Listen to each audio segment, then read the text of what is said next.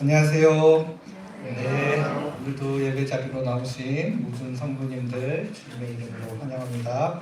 우리 앞뒤 좌우에 계신 성도님들과 함께 인사 나누며 예배 자리로 나오고 있습니다. 주님의 평화가 함께 하시기를 바랍니다.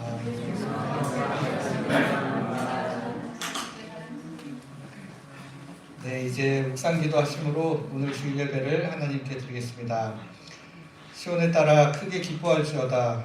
예루살렘에 따라 즐거이 부를지어다. 보라, 내 왕이 내게 임하시나니 그는 공의로우시며 구원을 베푸시며 겸손하여서 나귀를 타시나니 나귀의 작은 것 곧 새끼니라. 하나님은 영이시니 예배하는 자가 영과 진리로 예배할지니라. 아멘.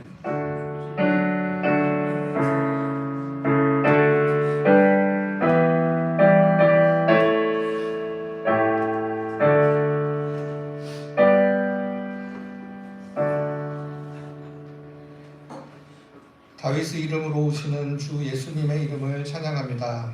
죽음과 고난의 길인 것을 아시면서도 하나님의 뜻에 순종하여 십자가의 길로 나오시는 주님을 기억합니다. 하나님 아버지 앞에 온전한 순종으로 응답하신 주님을 본받아 저희들도 하나님 뜻에 순종하는 사람들 되게 하여 주시옵소서. 예수 그리스도의 이름으로 기원하옵나이다. 아멘. 다 같이 자리에서 일어나셔서 찬송가 27장 1절 함께 찬송하겠습니다.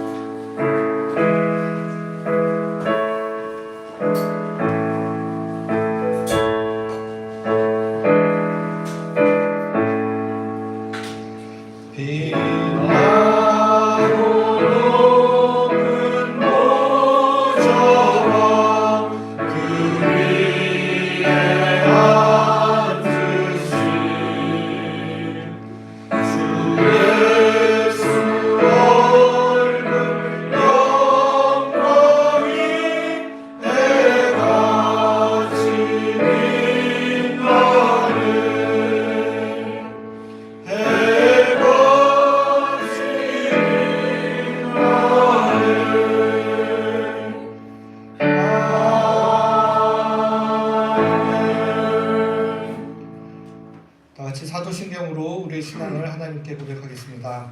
나는 사도나신 아버지 하나님 천지의 창조주를 믿습니다. 나는 그의 유일하신 아들 우리 주 예수 그리스도를 믿습니다. 그는 성령으로 잉태되어 공정녀 마리아에게서 나시고 본디오 빌라도에게 고난을 받아 십자가에 못 박혀 죽으시고 장사된 지 사흘 만에 죽은 자 가운데서 다시 살아나셨으며 하늘에 오르시어 전능하신 아버지 하나님 우편에 앉아 계시다가 거기로부터 살아있는 자와 죽은 자를 심판하러 오십니다. 나는 성령을 믿으며 거룩한 공교회와 성도의 교제와 죄를 용서하는 것과 몸의 부활과 영생을 믿습니다. 아멘. 네, 자리에 앉으셔서 같이 찬양드리겠습니다. 주 달려 죽은 십자가 같이 사순절간 고난주간 기간 같이 묵상하시면서 이 찬양 드리면 좋겠습니다. 도중에 찬송가가 아닌 부분이 끼어 들어가 있는데 잘 모르시면 그냥 싱어드로 찬양하는 거 잘 묵상하시면 되고 악보 읽을 수 있으면 같이 찬양하면 좋겠습니다. 주 달려 죽은 십자가.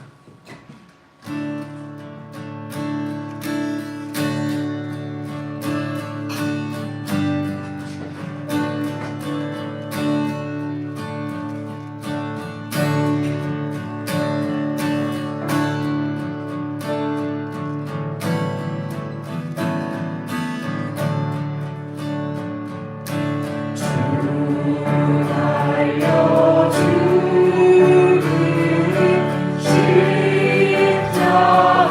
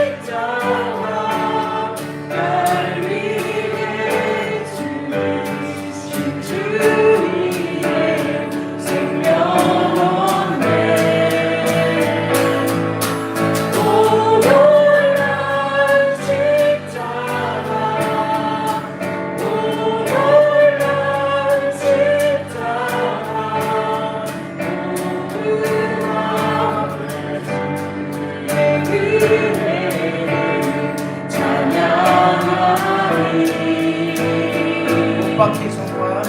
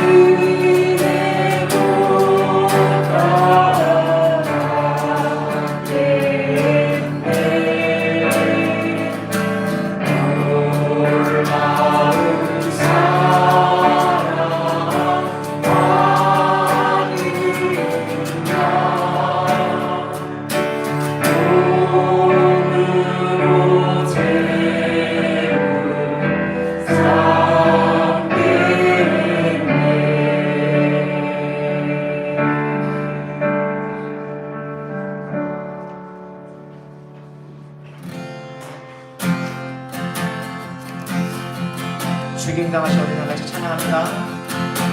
죽임당하신 어린아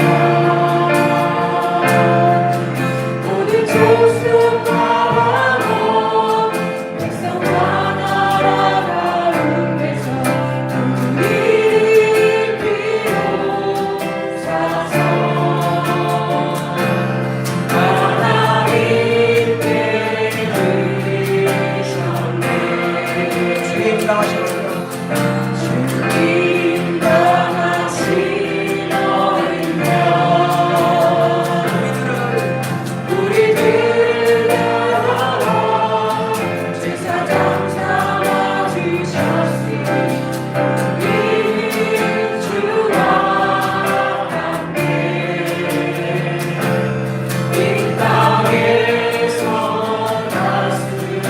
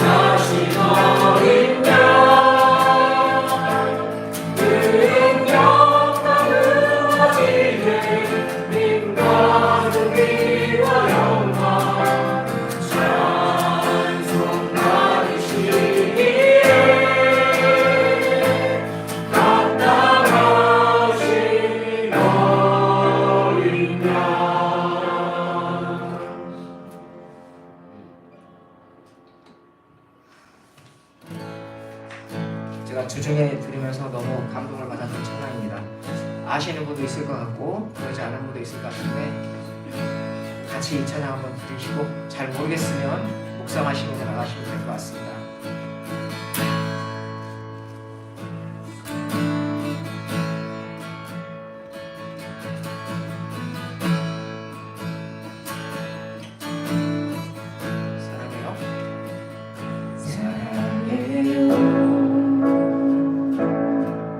주의 자리 같지 않네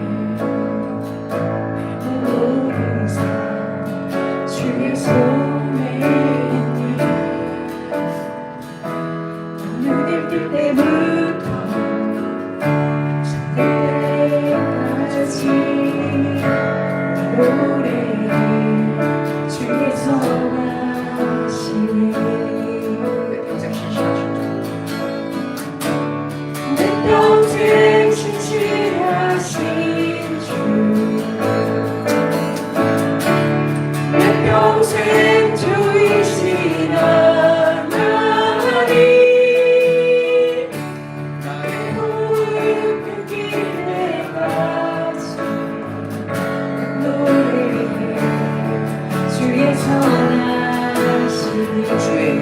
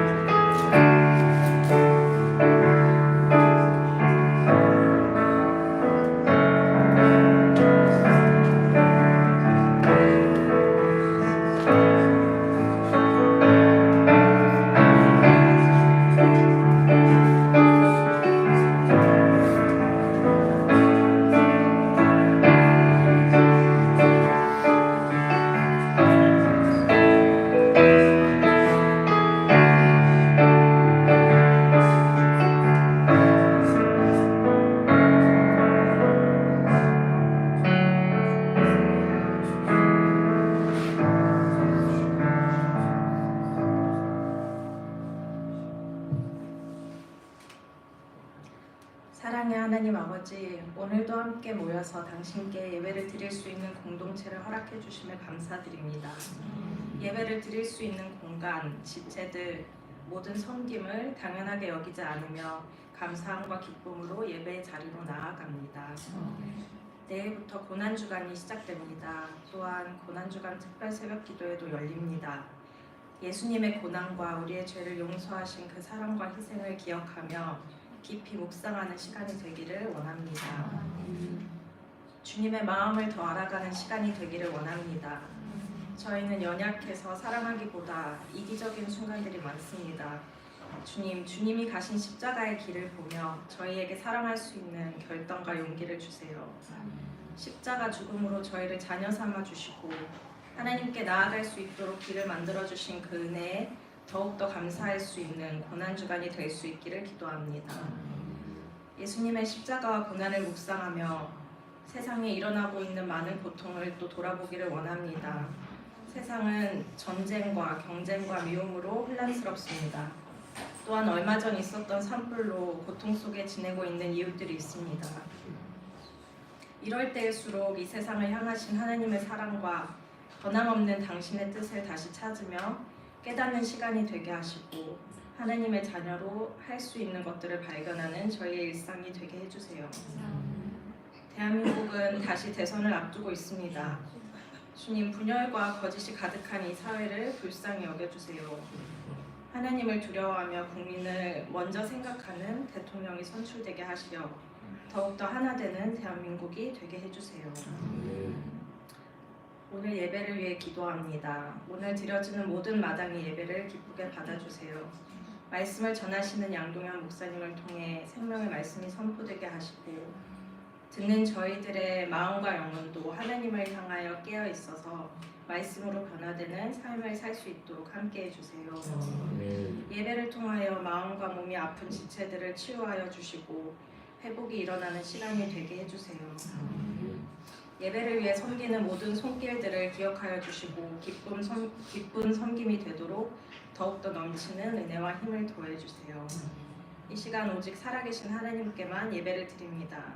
주님께서 저희에게 주시는 말씀과 마음에 집중하겠습니다. 살아계신 예수 그리스도의 이름으로 기도합니다.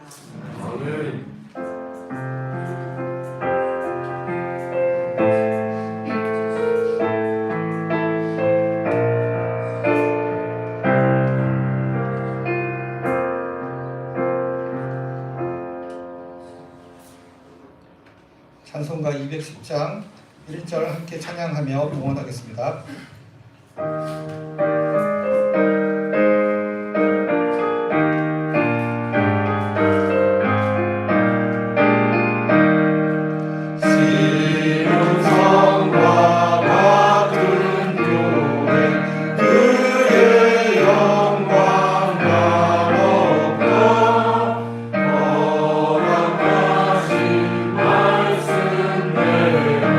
주가 지니 죄와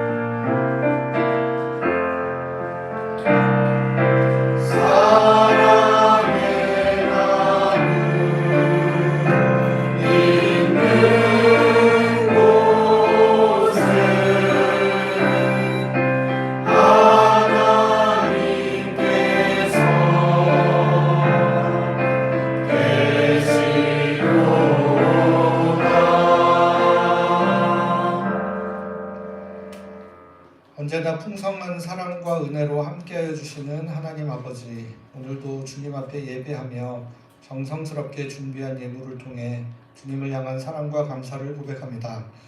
예물이 사용되는 모든 곳에서 주님의 향기가 나타나게 하시고 저희의 삶의 모든 자리에서 주님께 영광 돌리는 은혜가 있게 하여 주시옵소서.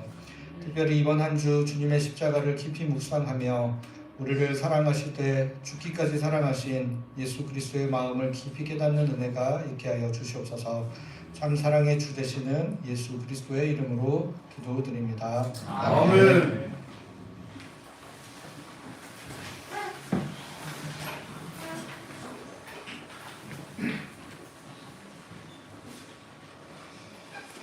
하나님께서 오늘 우리에게 주시는 말씀은 고린도후서 4장 7절에서 15절까지 말씀입니다.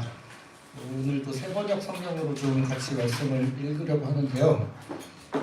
주보와 앞에 화면 좀 참조하셔서 말씀을 한 절씩 교독하도록 하겠습니다. 고린도후서 4장 7절에서 15절까지 말씀입니다. 우리는 이 보물을 질그릇에 간직하고 있습니다. 이 엄청난 능력은 하나님에게서 나는 것이지 우리에게서 나는 것이 아닙니다. 우리는 사랑으로 여러분으로 주저되지 않으며 박해를 당해도 버림받지 않으며 거꾸러뜨림을 당해도 망하지 않습니다. 우리가 언제나 예수의 행하심을 우리 주어지고 다닙니다. 그것은 예수의 생명도 또한 우리 몸에 나타나기 위함이라. 우리는 살아있으나 예수로 말미암아 늘 몸을 죽음에 내어 맡깁니다. 그것은 예수의 생명도 또한 그의 죽을 육신에 나타나게 하기 위함입니다. 그리하여 우리에게서 작용하고 생명은 여러분께서 사랑합니다. 성경에 기록하기를 나는 믿었다 그러므로 나는 말하였다 하였습니다. 우리는 그와 똑같은 믿음의 영을 가지고 있으므로 우리도 믿으며 그러므로 말합니다. 주 예수를 살리신 분이 예수와 함께 우리도 살리시고 여러분과 함께 세워주시라는 것을 우리는 알고 있습니다. 15절 함께 읽겠습니다.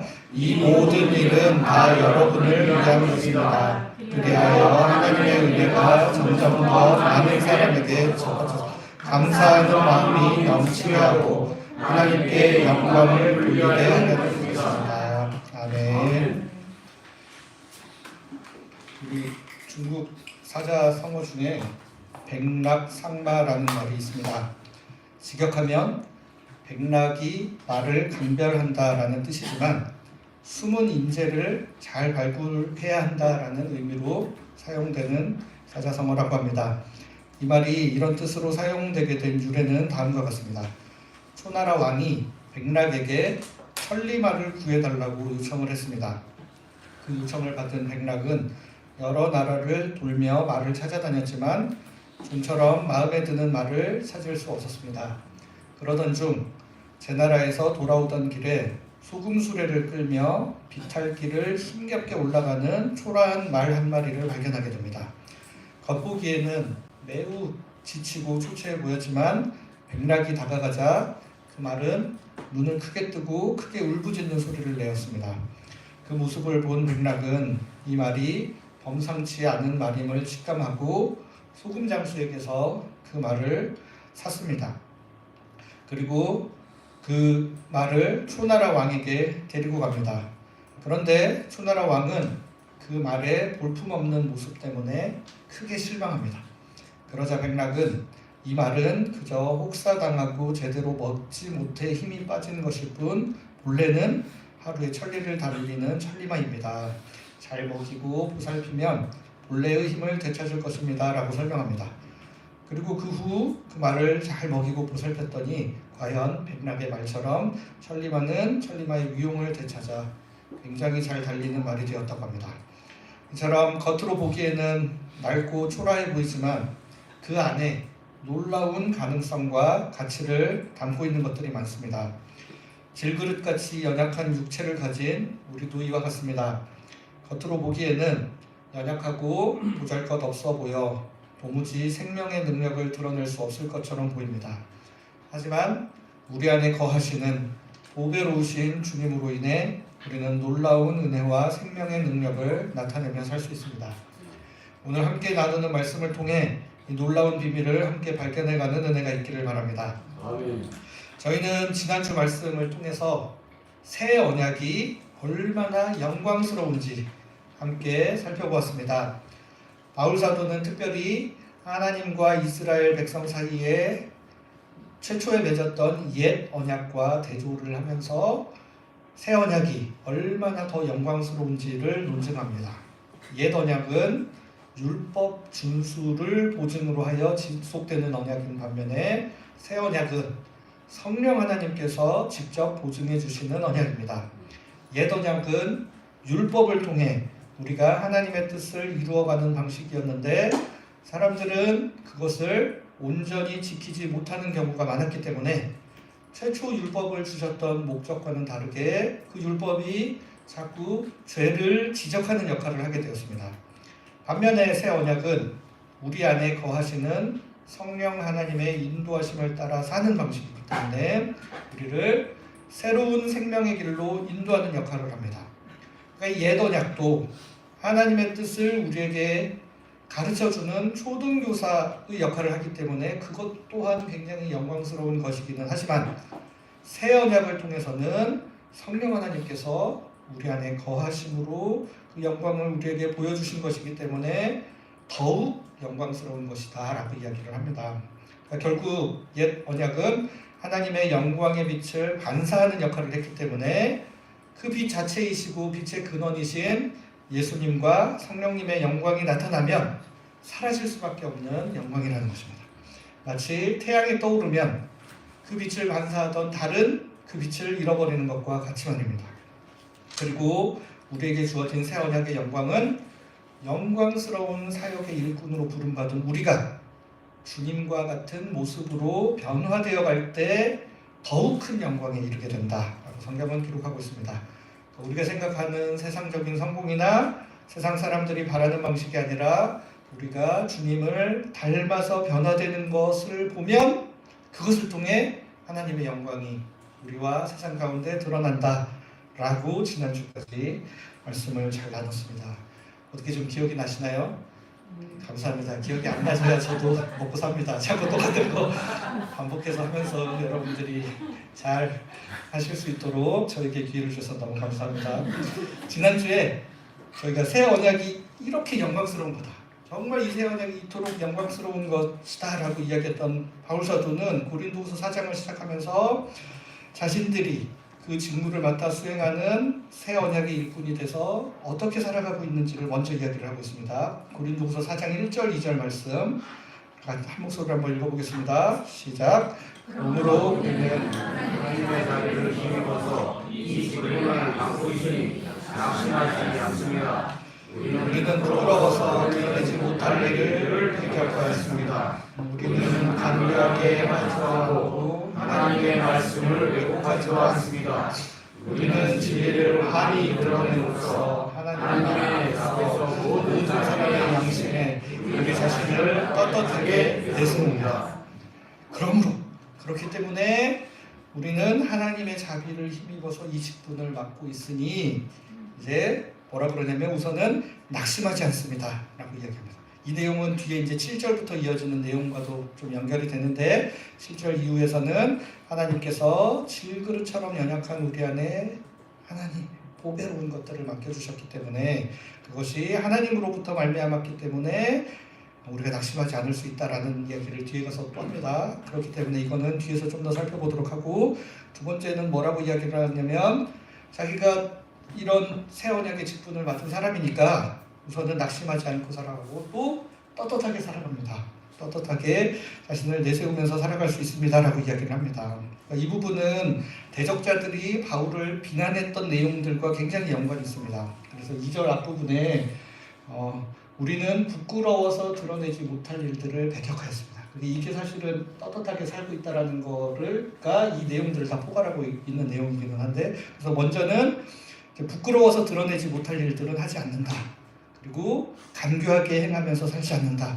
하나님 말씀을 왜곡하지 않는다. 이거 사실은 바울의 대적자들이 바울을 음해하면서 다 했던 이야기들이에요. 그 이야기들을 이게 그대로 반영해서 자신은 대적자들이 자신을 향해 음해했던 내용이 사실과 같지 않다고 이야기를 하면서 자신은 오히려 진리를 드러내고 떳떳하게 살아가는 사람입니다. 왜냐? 나는 새 언약의 직무를 하나님께로부터 받은 사람이기 때문에 그렇습니다. 라고 이야기를 하고 있습니다.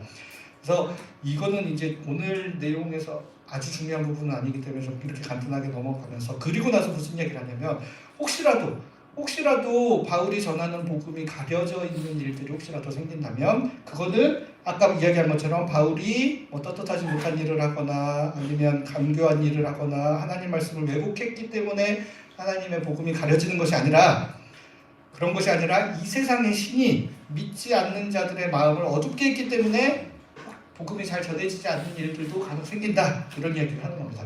4장 3절 4절에 이렇게 이야기를 하고 있죠. 우리의 복음이 가려있다면 혹시라도 가려있다면 그거는 우리 때문이 아니라 그것은 멸망하는 자들에게만 가려져 있는 겁니다. 그들의 경우를 두고 말하면 이 세상의 신이 믿지 않는 자들의 마음을 어둡게 하여서 하나님의 형상이신 그리스도의 영광을 선포하는 복음의 빛을 보지 못하게 한 것입니다. 반면 이제 여기 멸망하는 자들에게는 가려져 있지만 반면 바울과 그 동역자들에게는 자신을 드러내는 게 아니라 예수 그리스도를 주님으로 선포하는 그 사역에 있어서 그들이 그렇게 할 수 있는 것은 하나님께서 거꾸로 이 세상의 신들이 어둡게 하는 멸망하는 자들은 이것들을 알아채지 못하지만 하나님께서 믿는 자들의 마음을 비춰주셔서 그리스도의 얼굴에 나타난 하나님의 영광을 아는 지식의 빛을 주셨기 때문에 우리는 그것들을 깨닫게 되었다라고 이야기를 하죠. 5절 6절 같이 한번 살펴보겠습니다. 4절 6절이랑 뭔가 4절과 6절이 대칭을 이루는 구절이니까 서로 비교하시면서 우리 주보에 있는 말씀들도 보시면서 한번 보시면 더 좋습니다. 우리는 우리 자신을 전하는 것이 아니라 예수 그리스도를 주님으로 선포합니다. 우리는 예수로 말미암아 우리 자신을 여러분의 종으로 내세웁니다.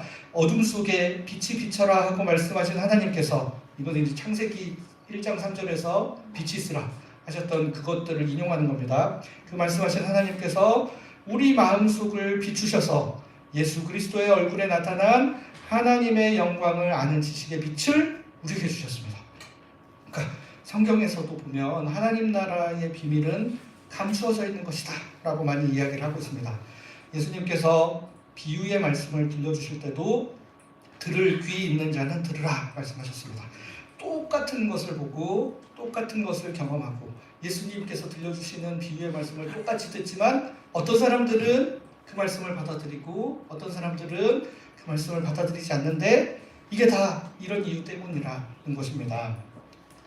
그래서 우리가 똑같은 거 보고 똑같은 거 경험한다고 해서 모두 다 예수님 믿고 주님으로 고백할 수 있는 게 아니라는 거. 많은 사람들이 자기가 여러 가지 신비 체험이나 기적을 경험하면 예수님 잘 믿을 수 있을 것이라고 이야기를 하지만 그런 일들을 경험한다고 해서 예수님을 믿을 수 있는 게 아니라는 겁니다. 신비 체험이나 기적이 만약에 그 믿음의 근거가 된다면 끊임없이 그런 경험을 계속해야 그 믿음이 지속될 수밖에 없겠죠. 특별한 경험, 이면에 계신 예수 그리스도를 인격적으로 경험하며 주님에 대한 신뢰를 쌓아가야 그 믿음을 지속할 수 있다는 겁니다. 그러기 위해서는 하나님께서 우리 마음에 빛을 비춰주셔야 합니다. 성령의 빛을 비춰주셔서 우리가 경험하는 일들을 예수 그리스도에 대한 믿음과 연결 지을 수 있도록 해석할 수 있도록 이끌어 주셔야 한다는 겁니다. 어떤 분들은 자기 인생에서 당하는 고난과 어려움을 통해 살아계신 하나님을 경험한다 이렇게 고백하기도 하고 또 어떤 사람들은 똑같이 고난을 경험하면서도 인생의 쓴뿌리와 좌절과 낙심만 생기는 경우들도 있더라는 겁니다. 이게 똑같은 경험을 한다고 해서 모두에게 되는 것이 아니라 그 가운데 하나님의 은혜가 임하여 그 모든 것들을 하나님의 빛으로 해석할 수 있는 은혜가 생길 때 비로소 이런 일들이 일어난다는 겁니다. 그러니까 하나님께서 바울과 그 동역자들의 마음에 빛을 비춰주셔서 예수 그리스도의 얼굴에 나타난 하나님의 영광을 아는 지식의 빛을 주셨습니다.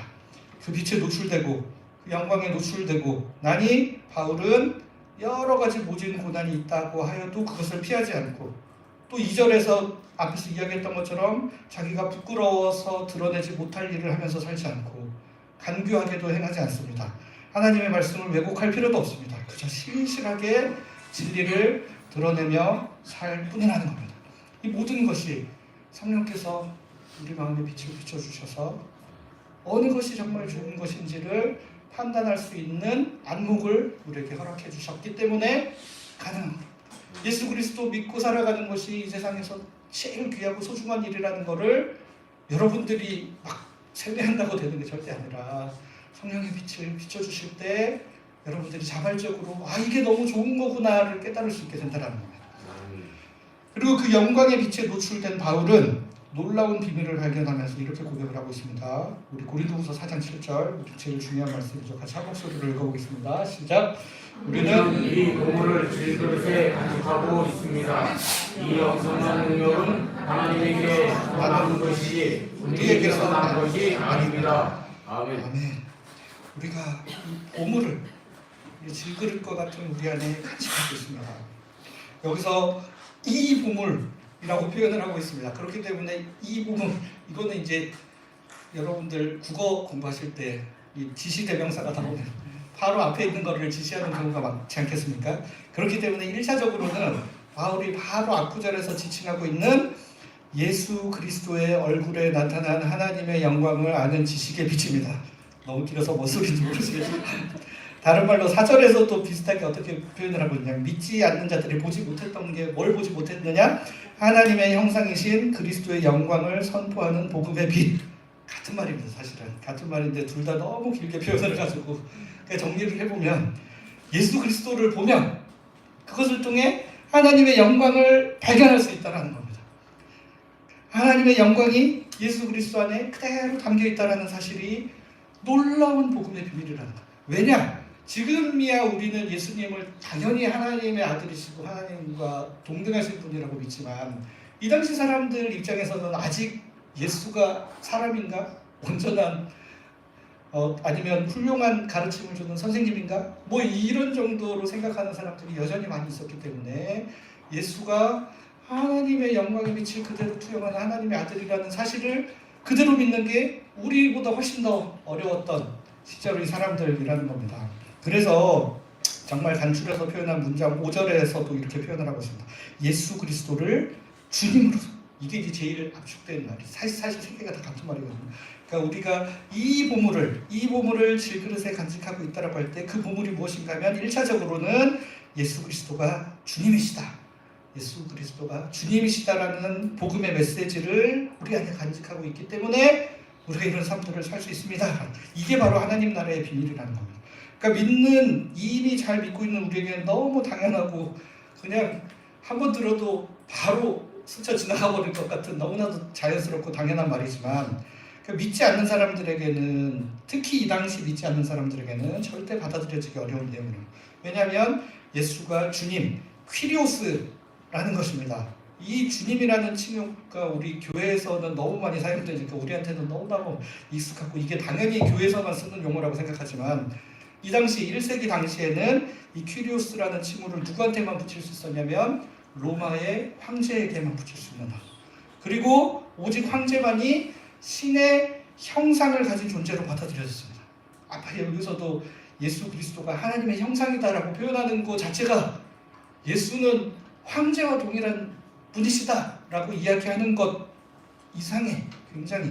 그러니까 오직 황제에게만 붙일 수 있는 퀴리오스라는 주님이라는 칭호, 하나님의 형상이라는 신의 형상이라는 칭호, 이거를 갈릴리 변방 시골에서 활동하다가 정치적으로 십자가형을 당한 중범죄자 중에 하나인 예수라는 사람에게 퀴리오스라고 이야기를 할 수 있겠냐는 거예요. 그러니까 여러분들 지금 우리의 정서로 이해하지 마시고 그 당시 사람들의 정서로 바울 사도가 이렇게 이야기를 하는 거예요. 이거 쉽게 믿어지겠냐? 이 사실 받아들일 수 있겠습니까? 어둠 속에 빛이 있으라 말씀하시는 하나님께서 우리 마음에 빛을 비춰주시지 않으면 도저히 깨닫기 어려운 거다. 하나님이 우리 마음에 빛을 비춰주셨기 때문에 그걸 깨달을 수 있었다라는 겁니다. 이것이 우리 안에 간직하고 있는 보물입니다. 예수를 주로 고백할 수 있는 믿음, 이게 우리 안에 있는 것. 예수를 주로 고백하는 믿음을 전해야 하는 사명, 가진 존재로 부름받은 이것이 바로 질그릇 안에 담겨진 보물이라고 오늘 본문에서 지칭하고 있는 1차적인 의미입니다.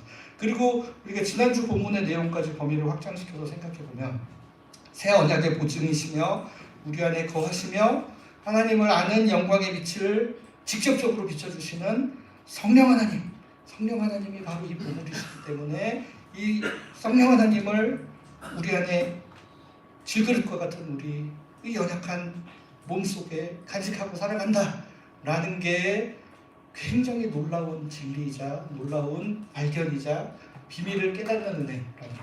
그러니까 우리 교회 다니는 사람들끼리는 이 이야기가 너무나 당연하고 너무나 뻔한 이야기겠지만 이 이야기를 나가서 예수를 모르는 사람들한테 백날 설명을 해봐야 우리가 좀 이상한 사람들이라고 생각하지, 제가 그 비밀을 그동안 모르고 이렇게 절대 반응하지 않는다라는 겁니다.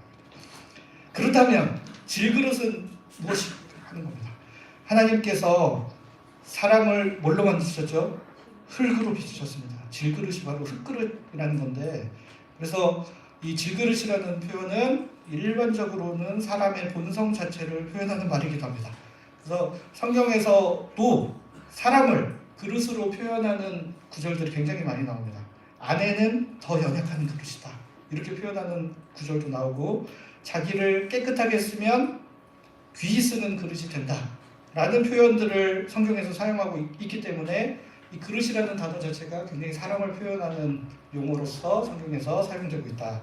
그리고 성경 바깥에서도 어떤 사람은 크게 들 그릇이야 이렇게 이야기할 경우 있죠. 그리고 대기만성이라는 단어도 이제 잘 천천히 되는 사람을 이야기를 하는 지칭하는 겁니다. 그래서 질그릇이라면 큰 틀에서는 흙으로 와서 흙으로 돌아갈 수밖에 없는 이 사람의 존재 자체를 표현하는 단어라고 표현을 할 수 있습니다. 그래서 우리 사람 자체에 보물을 간직하고 있다라는 표현으로 생각할 수 있겠지만, 하지만 오늘 본문의 맥락에서는 좀 더 구체적으로 그냥 일반적인 사람의 속성을 가리키는 표현보다 한 단계 더 나가서 복음의 메시지를 전하기 위해 많이 상해버린 바울의 육체를 가리키는 표현으로 사용되고 있다라는 게 훨씬 더 좋은 해석입니다. 왜냐하면 고린도후서에서 일관되게 자신의 겉모습이 얼마나 겉으로 보기에는 낡고 정말 보잘것없고 심한 고난, 이어지는 8절 9절 말씀에서도 이런 내용들이 암시되어 있습니다. 우리 같이 한번 읽어보겠습니다. 시작. 우리는 사방으로 접어들어도 힘들지 않으며 답답한 일을 당해도 낙심하지 않으며 박해를 당해도 버림받지 않으며 거꾸로 들림을 당해도 망하지 않습니다.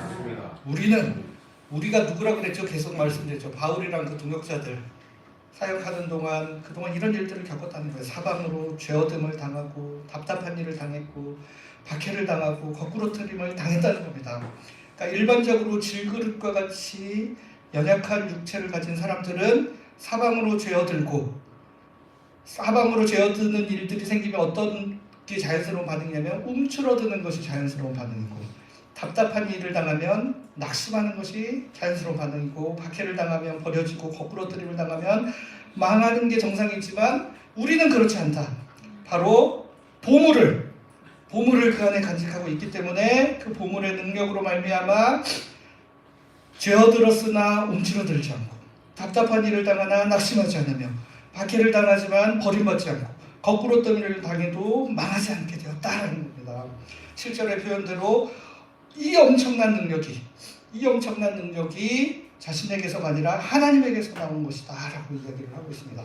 그래서 10절, 11절까지 말씀을 통해 이거를 이제 한 단계 더 발전시켜서 우리의 연약한 모습을 질그릇에서 더 나가서 죽음이라는 단어로 표현을 하기 시작합니다.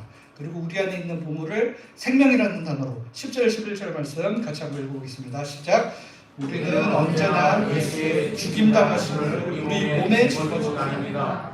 그것은 예수의 생명도 또한 우리 몸에 나타나기 위함입니다. 우리는 살아있으나 예수로 말미암아 늘 몸을 죽음에 내어 맡깁니다. 그것은 예수의 생명도 또한 우리의 죽을 육신에 나타나게 하기 위함입니다. 아멘. 이 바울이 고난받아서 연약해진 육체를 보기만 하면 이거는 누가 봐도 죽음을 향해 가고 있는 것이다. 이게 한순간에 죽지도 못하고 저렇게 고난받으면서 서서히 죽음 가운데로 가는 거구나라고 느껴지는데, 하지만 죽음을 향해 가는 것처럼 보이는 그 고난의 삶 가운데 예수의 생명이 담겨 있다라고 바울이 주장을 하는 것입니다. 그는 생명을 향해 가고 있는 것이다라고. 예수의 죽임 당하심을 몸에 짊어지고 있는 것처럼 그가 굉장히 모진 고난을 당하며 살아가고 있습니다. 그러나 그것이 결국은 바울과 그 동역자들을 생명으로 이끄는 길이라는 것들을 발견을 했다고 이야기를 하는 것이죠. 그런데 우리가 이 질그릇의 의미가 그냥 사람의 기본적인 속성이 아니라 복음을 위해 고난받고 살아가는 바울의 육체다라고 해석을 하고 한번 잘 생각을 해보면, 바울이 왜 이런 질그릇과 같아질 만큼 모진 고난을 살아가고 있느냐 하는 겁니다. 바울이 원래 당연히 그런 고난 받으면서 살아야 되는 사람이냐? 아니라는 겁니다. 빌립보서 3장 5절 6절에 이렇게 자신을 소개하고 있습니다. 나는 8일 만에 할례를 받고 이스라엘 족속이요 베냐민 지파요 히브리인 중에 히브리인이요 율법으로는 바리새인이요 열심으로는 교회를 박해하고 율법의 의로는 흠이 없는 자라. 유대인으로서 소속도 정확하고 정규 율법 교육을 잘 받았을 만큼 자기가 이런 모진 고난을 받으며 질그릇과 같은 삶을 살아야 될 이유가 단 하나도 없다는 겁니다. 사도행전 22장 3절에 보면 율법을 누구한테 배웠냐면 당대 최고의 석학이라고 할 수 있는 가말리엘의 문화에서 율법 교육을 받았을 만큼 최상의 교육을 받았다. 이뿐만 아니라 그는 로마의 시민권자로서 이 유대인으로서 갖춰야 될 모든 것들을 갖춘 것뿐만 아니라 우리로 치면 미국 시민권까지 가지고 있는 것처럼 굉장한 특혜를 누리면서 로마의 당국의 보호도 받으면서 살아갈 수 있는 그런 사람이었다. 그러나 그는 이 모든 것을 배설물로 여기고 복음을 위하여 기꺼이 고난받기를 자처하며 스스로 질그릇과 같은 사람이 되었다는 겁니다.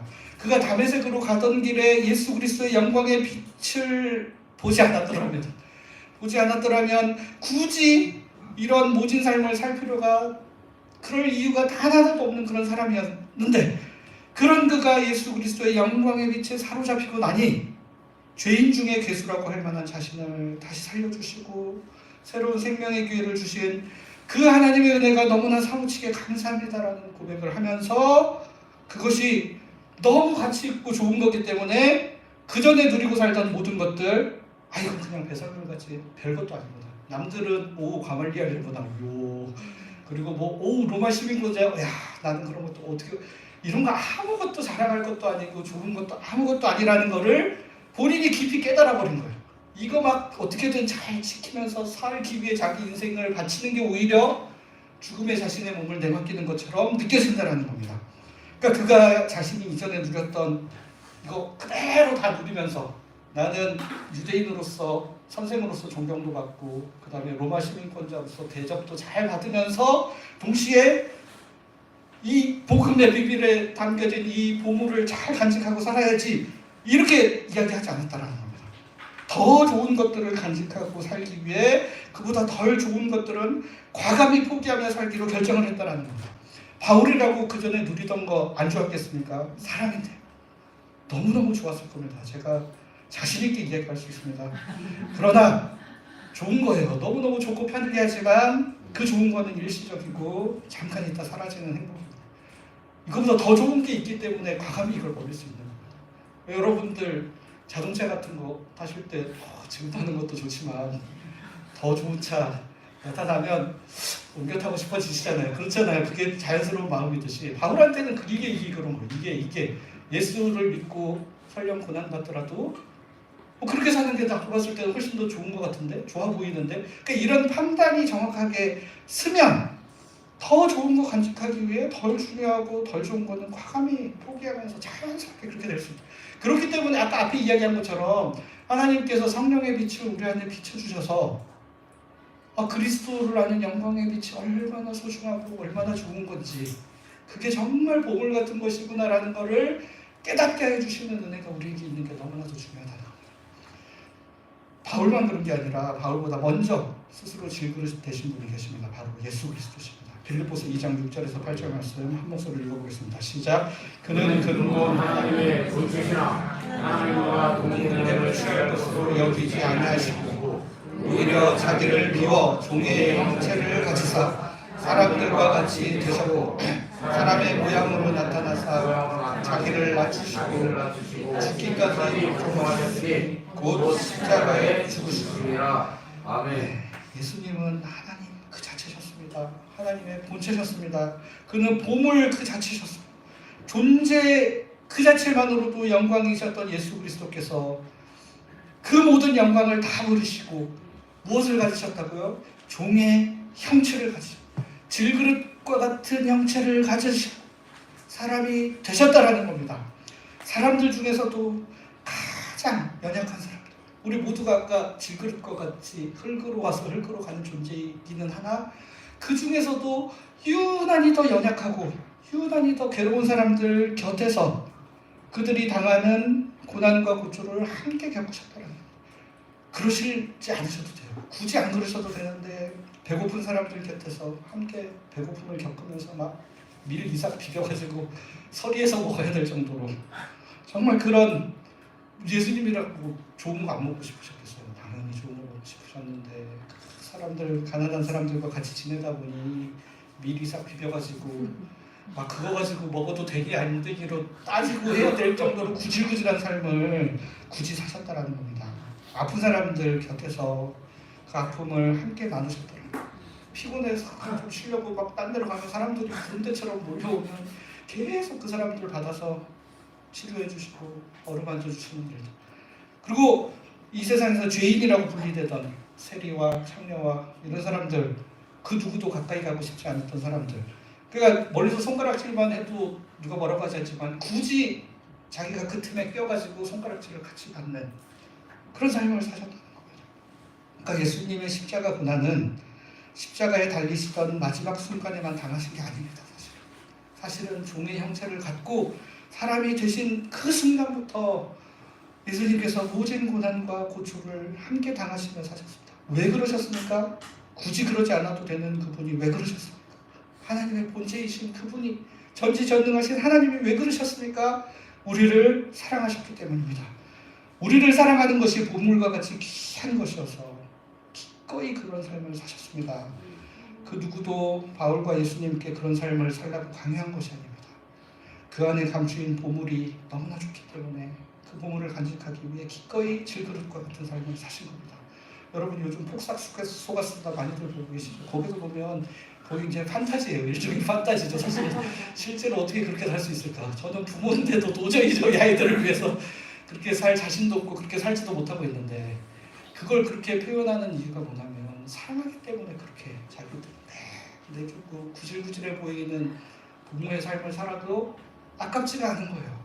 너무 눈에도 또 아깝지 않은 자녀들이기 때문에 그런 삶을 살았던 것처럼 더 좋은 게 있으면 자기가 추구하는 더 좋은 가치가 있으면 덜 중요하다고 생각하는 것은 기꺼이 포기하면서 살 수 있다는 거죠. 오늘 본문 말씀에서 마지막으로 이 보물이 하늘에서 뚝 떨어지는 것이 아니라 먼저 보물을 간직한 사람들을 통해 전달된다고 이야기를 하고 있습니다. 12절, 14절, 15절 말씀을 같이 한번 읽어보겠습니다. 시작. 그리하여 죽음은 우리에게서 작용하고 생명은 여러분에게 작용합니다. 주 예수를 살리신 분이 예수와 함께 우리도 살리시고 여러분과 함께 세워주시리라는 것을 우리는 알고 있습니다. 이 모든 일은 다 여러분을 위한 것입니다. 그리하여 하나님의 은혜가 점점 더 많은 사람에게 퍼져서 감사하는 마음이 넘치게 하고 하나님께 영광을 돌리게 하는 것입니다. 아멘. 그 10절, 11절이랑 12절이 약간 차이가 있는 게 10절, 11절은 그 예수의 죽음 당하심이 우리의 몸에 짊어지고 아니고 또 생명도 우리 몸에 나타난다. 이렇게 고백을 하는데 12절에서는 이제 거기서 한 걸음 더 나옵니다. 죽음은 우리에게, 생명은 여러분에게 작용한다. 이게 처음에는 내가 죽음과 같은 고난을 당하는데 결국은 나의 생명을 위한 일이었는데 이게 자연스럽게 내가 이 고난 당하는 것이 교회 다른 지체들을 위한 섬김으로 발전되고 나아가게 된다는 겁니다. 바울이 당했던 고난이 복음을 전하는 과정에서 당했던 고난이었기 때문에 그 고난을 통해 자신이 산 생명에 이르는 게 머무는 것이 아니라 복음을 전해 듣는 고린도 교회 성도들에게도 생명으로 나타나게 되는 것입니다. 그러니까 11절 말씀에서 12절 말씀에서 연결 짓고 있는 것처럼 십자가에서 여기서 보시면 죽음은 우리에게서 작용하여 생명은 여러분에게 작용합니다. 그러니까 십자가에서 죽은 예수를 다시 살리신 하나님의 생명이 먼저 우리 즉 바울과 그 동역자들에게 전해져서 우리를 먼저 살리시고 그 다음에 그 생명이 또 다시 여러분 고린도 교회 성도들에게도 자연스럽게 흘러간다 라고 이야기를 하고 있는 것입니다. 그렇게 바울과 고린도 교회 성도들에게 흘러간 생명의 은혜가 제일 마지막에 어떻게 돼 있죠? 점점 더 많은 사람들에게 퍼져가서 더 많은 사람들이 이게 너무 귀하고 좋은 것이다, 보물이다라는 것들을 알아서 간직하며 이들과 같이 새 언약의 일꾼이 되어서 더 좋은 보물을 위해 질그릇과 같은 삶을 기꺼이 살아낼 수 있게 된다라는 것입니다. 이제 말씀을 마무리하며 정리를 좀 하려고 하는데 마지막으로 우리가 오해하면 안 되는 것을 간단하게 말씀드리며 마무리를 하려고 합니다. 우리가 지금 질그릇의 삶을 동경하고 고난을 즐기는 굉장히 이런 이상한 사람들이라는 말씀이 절대 아니라는 겁니다. 우리는 뭘 지향해요? 보물을 지향하는 사람들이다. 보물을. 하지만 하나님께서 영광의 빛을 우리에게 비춰주시면 무슨 일이 일어나냐면 뭐가 보물인지를 깨닫게 되는 은혜가 있어요. 남들은 막 돈 많이 벌고 막 잘 먹고 잘 살고 이걸 보물인 줄 알지만 하나님의 영광의 빛을 받은 우리는 이게 사실은 보물이 아니라 하나님의 뜻에 따라 예수 그리스도를 주라고 고백하고 그리스도를 닮은 삶을 살아가는 것 자체가 너무너무 보물이구나라는 것을 깨닫고 그것들을 알아차릴 수 있는 안목이 생긴다는 거죠.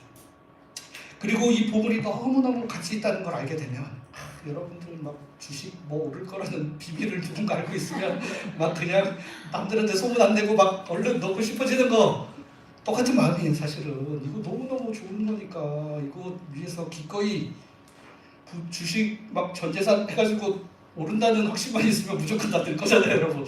그런 것처럼 이게 보물이라는 확신만 있으면 여러분들 다 팔아가지고 여기다 투자하실 수 있다라는 겁니다.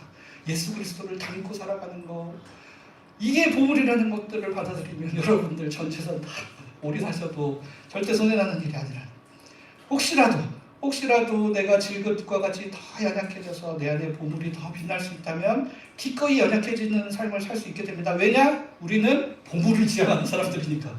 그러니까 사실 원래도 질그릇과 같이 연약한 흙으로 와서 흙으로 돌아갈 연약한 존재들인데 하나님 나라에 감추어진 보물을 지향하며 살다 보니 더 연약하고 더 고난받고 더 불편한 일들이 계속 생기는 겁니다. 근데 이렇게 다가오는 고난, 그냥 자연스럽게 다가오는 고난을 감내하는 것도 일종의 대가지불이라고 할 수 있는데 때로는 우리가 결단해서 불편함 가운데 들어가는 일들 또 생긴다는 것이죠. 이것 또한 같은 대가지불입니다. 우리 안에 보물을 간직하고 있으니까 우리는 가만히 있으면 모든 것들이 알아서 되는 게 절대 아니라는 겁니다.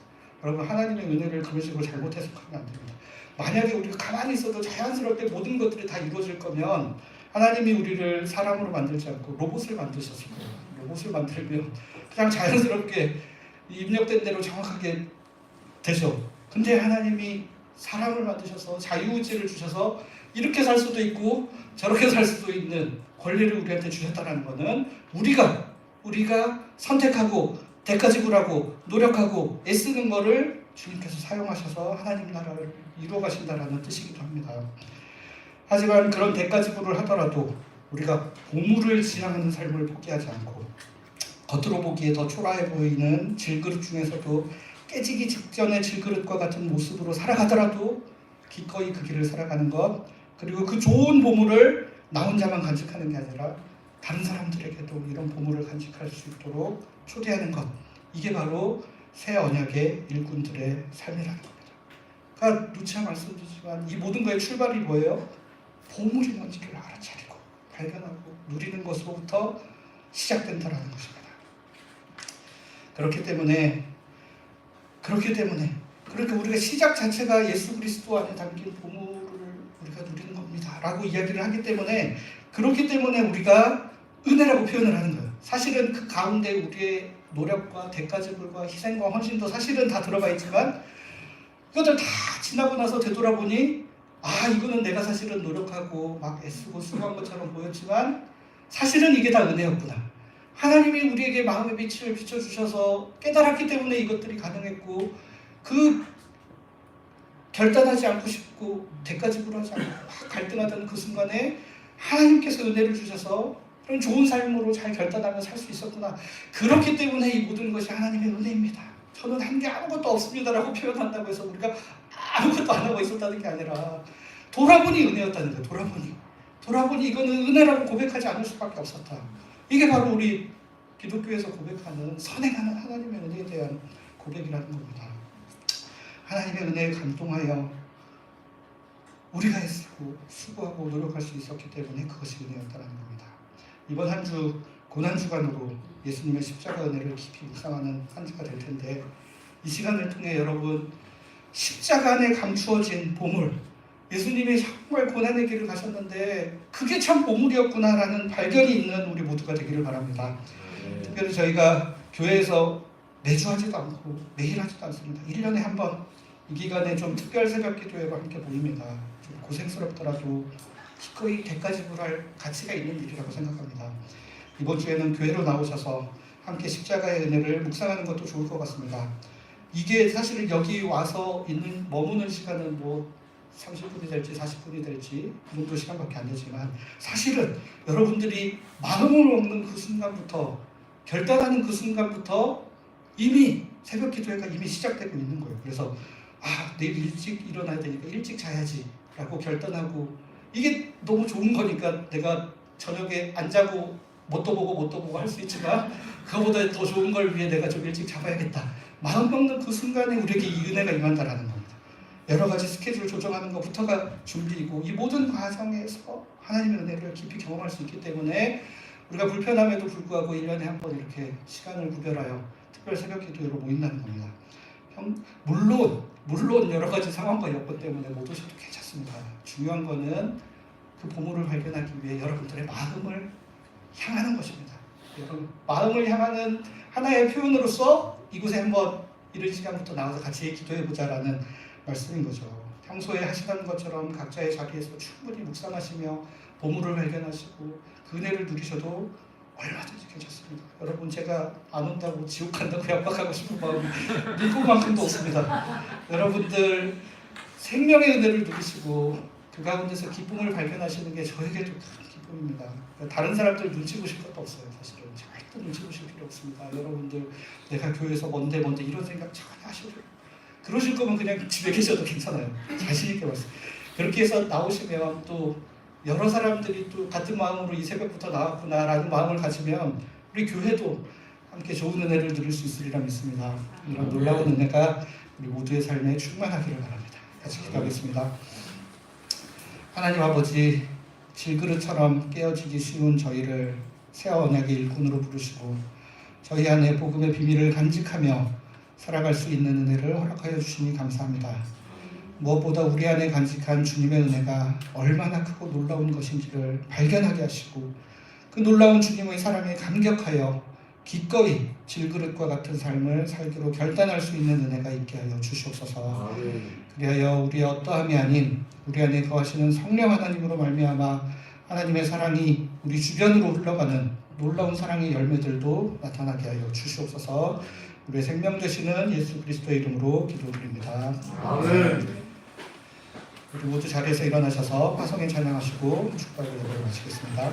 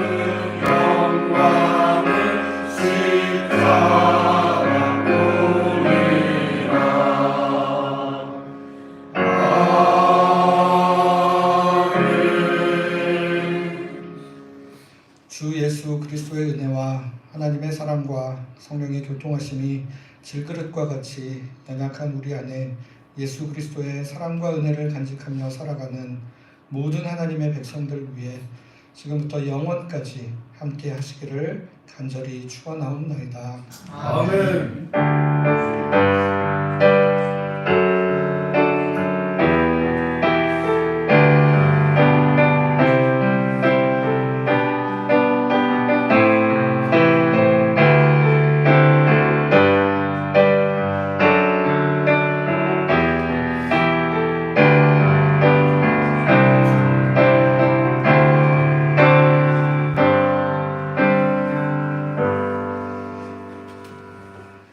네, 교회 소식 전하도록 하겠습니다. 오늘은 종려주일이면서 고난주일입니다.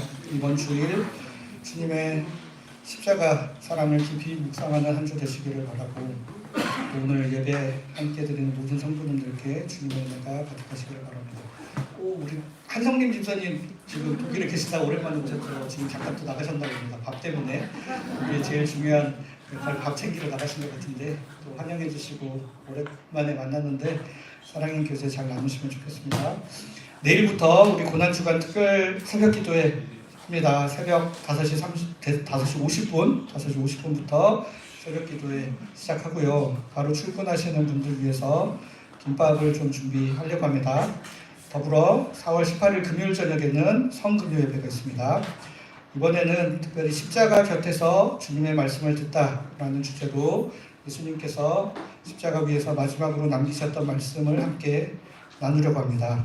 지난주에도 말씀드렸듯이 다 오실 수 있는 분들은 다 오시는 게 좋고 못 오시는 분들은 나는 어차피 안 되는 사람이야 포기하지 마시고 일주일에 한두 번이라도 마음을 써서 와보시면 하나님의 은혜가 우리 교회 공동체 지체들과 함께 또 주님의 은혜를 깊이 묵상할 수 있는 은혜가 있을 것이라고 믿습니다.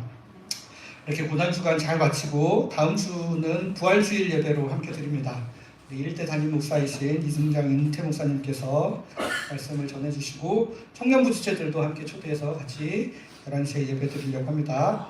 그리고 다음 주 식사는 각 가정에서 음식을 준비해 와서 나누는 포틀럭 식사로 진행을 합니다. 제가 지난주에도 말씀드렸듯이 올해는 권사님들한테 절대 아무것도 하지 말라 미리 이야기를 해놨기 때문에 모자라면 이제 우리가 손가락을 예수의 진을 치고 이번에는 그렇게 했습니다. 그렇기 때문에 충분히 안식하실 수 있도록 또 모자라면 어떡하나 전전긍긍 하시지 않도록 싸우실 때 우리 가정들 드실 거 외에 추가로 우리 청년들도 오고 이렇기 때문에 이제 잘 생각해서 좀 넉넉하게 챙겨오시고 혹시 남으면 우리가 다시 집에 가져갈 수 있는 은혜가 있기를 간절히 바라겠습니다. 그리고 다음 주일 예배 후에는 운영위원회 있고요. 오늘은 비인가 조직신학생이 교제 테이블에서 함께 식사 나누도록 하겠습니다. 이상 광고 마치고 식사 기도하겠습니다. 주님, 모든 것이 주님의 은혜입니다. 우리가 애쓰고 수고하며 살아가지만 그 또한 주님께서 주신 은혜에 반응하는 것임을 고백합니다. 저희가 귀한 식탁을 대하는데 이 식탁을 위해 애쓰고 수고하는 권사회와 뒷정리하는 모든 집사님들도 갑절의 주님의 은혜를 먼저 경험할 수 있도록 인도하여 주시옵소서. 그래 섬기고 봉사하는 것이 너무나 기쁘고 행복한 일이 될 수 있도록 주님께서 그 마음에 또 우리 성도들의 격려의 인사를 통해 큰 힘을 얻을 수 있게 하여 주시옵소서. 함께 식사하고 교제하는 그 시간을 통해 하나님 나라를 경험하는 은혜가 있게 하여 주시고 또한 이번 한 주 주님의 십자가를 묵상하며 더욱 절제하는 삶 사는 저희들 되게 하여 주시옵소서. 예수 그리스도의 이름으로 기도드립니다. 아멘.